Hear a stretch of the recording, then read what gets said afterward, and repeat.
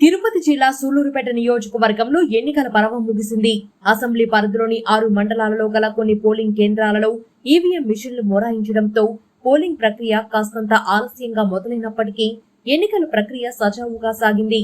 కొన్ని చోట్ల ఎన్నికల సమయం ముగిసిన అనంతరం ముందుగానే ఓటర్లు క్యూలైన్లకు చేరుకోవడం వలన రాత్రి వరకు పోలింగ్ కొనసాగింది.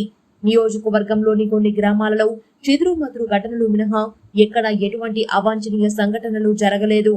నియోజకవర్గం మొత్తం మీద 82.92% ఓటర్లు తమ ఓటు హక్కును వినియోగించుకున్నారు. ఎన్నికల ప్రక్రియ అనంతరం ఎన్నికల సిబ్బంది అర్ధరాత్రి వేళ అసెంబ్లీ, పార్లమెంటు కంట్రోల్ యూనిట్లకు చెందిన ఈవీఎంలను అధికారులకు అందజేయడంతో రిటర్నింగ్ అధికారి చంద్రముని ఆధ్వర్యంలో కట్టుదిట్టమైన భద్రత నడుమ స్ట్రాంగ్ రూమ్లకు తరలించారు.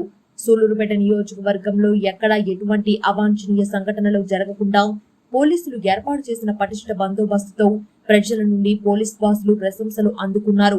మొత్తానికి సూళ్లూరుపేట హాట్ సీట్ దక్కించుకునే అభ్యర్థి ఎవరో మరికొద్ది రోజులు వేచి చూడాల్సిందే.